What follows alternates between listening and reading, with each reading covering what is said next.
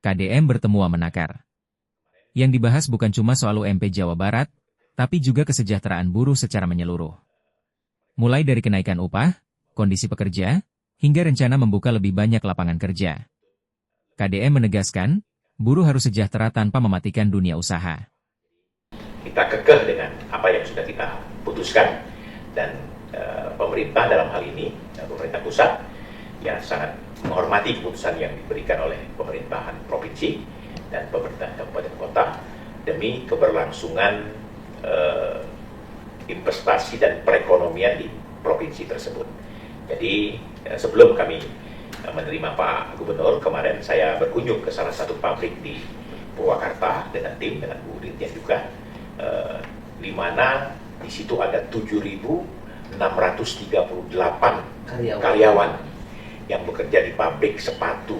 Mereka nyaman, mereka tidak ada keluhan, dan mereka betul-betul bisa menerima hasil keputusan yang ada. Jadi kita harap seluruh pekerja atau seluruh serikat pekerja yang ada di wilayah Jabar bisa memaklumi ini, dan mudah-mudahan apa yang kami sampaikan hari ini, Pak Gubernur, memperkuat apa yang sudah diputuskan.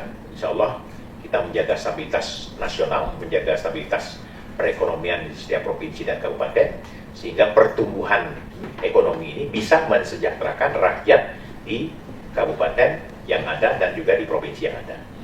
Tadi juga cerita banyak, Provinsi Jawa Barat, Pak Gubernur, sudah membuat kebijakan yang luar biasa.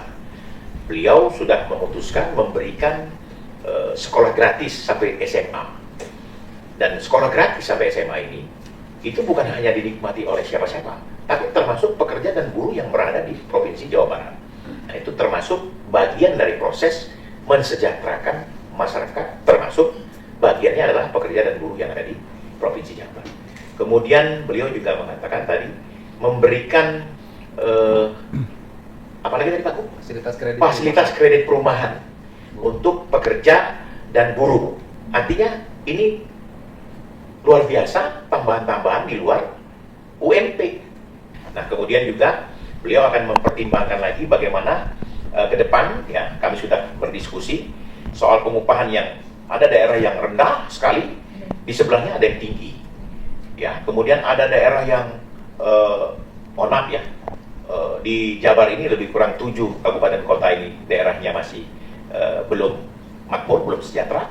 Ini mereka juga, Pak Gubernur, memikirkan bagaimana bisa menciptakan kesejahteraan. Dengan cara bagaimana? Beliau akan mengajak investasi ke daerah-daerah tadi, sehingga bisa menimbulkan pertumbuhan dan menghasilkan kesepakatan kerja dan merekrut tenaga kerja yang maksimal. Jadi ini penting. Nah, kita bukan tidak mempedulikan salah satu pihak yang merasa dirugikan, tapi kita harus memikirkan banyak pihak. Jadi bukan satu pihak yang selalu berkuar-kuar untuk kesejahteraan pekerja dan buruh, padahal juga kita melihat secara objektif, secara global, ya. Nah, ini harapan-harapan ke depan, dan saya tahu persis bahwa saya melihat bahwa Pak Gubernur, ya, Kang Deddy ini sangat bekerja maksimal, dan 1 tahun ini terlihat, ya, bagaimana, belum 1 tahun ya, bagaimana beliau dengan timnya bekerja maksimal untuk pembangunan di wilayah Provinsi Jabar.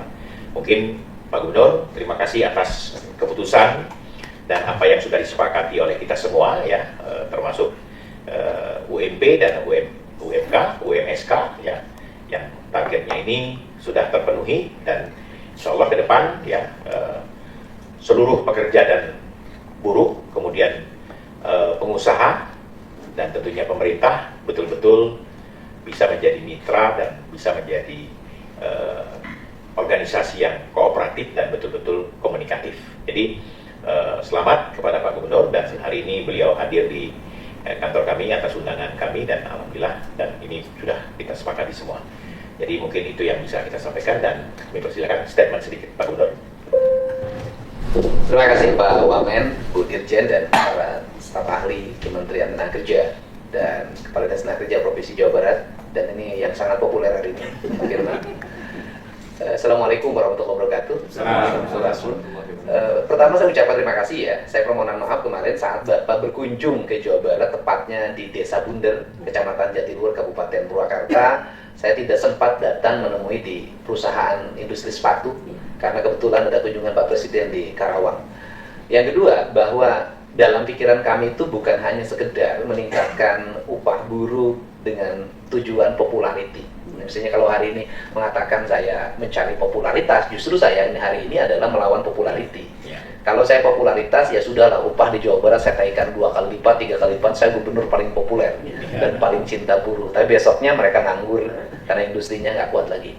Tetapi begini, ada hal Pak yang menjadi bahan perhatian kita semua secara bersama. Ada garis kemiskinan yang cukup tinggi di Jawa Barat, itu dialami di beberapa wilayah yang kebetulan masyarakatnya kebanyakan adalah buruh tani dan buruh nelayan.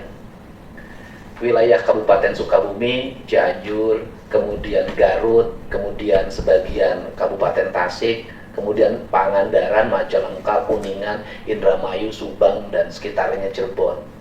Berapa sih upah mereka dalam setiap hari menjadi kuli tandur, kuli manggul, kuli macul? Itu di bawah 30.000. Di bawah 30.000. Dan setelah itu anaknya banyak kok.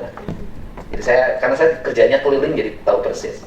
Sehingga kita berpikir kan tidak ada jalan lain selain mendorong tumbuhnya industri. Sehingga hari ini industri kan tumbuh tuh, industri alas kaki, garment di Kabupaten Sukabumi tumbuh. Setelah itu juga tumbuh lagi di Cianjur. Sekarang mulai tumbuh lagi di Garut. Kemudian sekarang tumbuh lagi di Majalengka, kemudian Kuningan sebagian, Cirebon, kemudian Indramayu. Nah, Indramayu itu kan angka kemiskinannya ekstrim. Nah, sehingga industri ini kita perlukan, industri padat karya ini, untuk mengakomodir siapa? Mereka, mohon maaf tidak berarti saya merendahkan, tidak. Mereka adalah perempuan yang rata-rata pendidikannya SMP. Dan kan pekerja garment itu rata-rata alas kaki kan mereka. Sehingga bisa lompat upahnya dari 30 ke lebih dari 2 juta atau pengennya sih sampai 6 juta ya, gitu loh, ke itu. Nah, dengan perbandingan apa? Mereka sudah dapat BPJS. Terus yang kedua, mereka tidak lagi anaknya banyak. Ya, karena kalau tidak kerja kan anaknya mesti banyak, ya, gitu loh. Anaknya banyak, gitu loh. Nah, ini kan industri ini merupakan industri yang menjadi harapan.